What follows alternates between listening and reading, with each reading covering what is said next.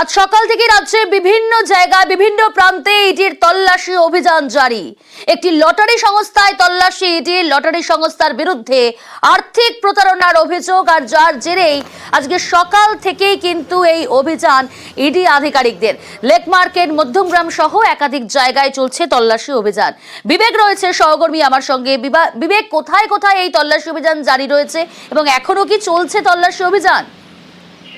দেখো, এই মুহূর্তে যে খবর পাওয়া যাচ্ছে যে লেক মার্কেট এবং মধ্যমগ্রামের উপকণ্ঠে মাইকেল নগর বলে, মাইকেল নগর ধাবার পাশে একটি বিল্ডিং এ, সেখানে এছাড়াও শহরের একাধিক জায়গাতে এই তল্লাশি চলছে। যেটা মূলত জানা যাচ্ছে যে একটি লটারি সংস্থা, সেই লটারি সংস্থার বিরুদ্ধে আর্থিক প্রতারণার অভিযোগ, এবং মূলত অভিযোগ যেটা যে আনসোল্ড লটারি, আনসোল্ড টিকিটে বিভিন্ন ক্ষেত্রে আর্থিক যে পুরস্কার সেগুলি দিয়ে বেনিয়ম ভাবে সেই আর্থিক লেনদেনের একটা অভিযোগ তাদের বিরুদ্ধে উঠেছে।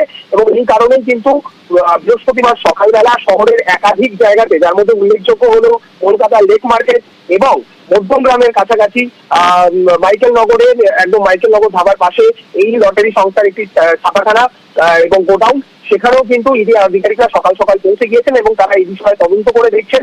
এর আগেও এরকম লটারি সংস্থার বিরুদ্ধে একাধিক অভিযোগ উঠেছে এবং সেক্ষেত্রে ইডি অফিসারেরা তদন্ত করেছেন এবং মনে করা হচ্ছে সেই তদন্ত প্রক্রিয়ারই সাথে আজকের এই যে অভিযান, সেটার কিন্তু একটি যোগসূত্র রয়েছে। নজর রাখো বেশ।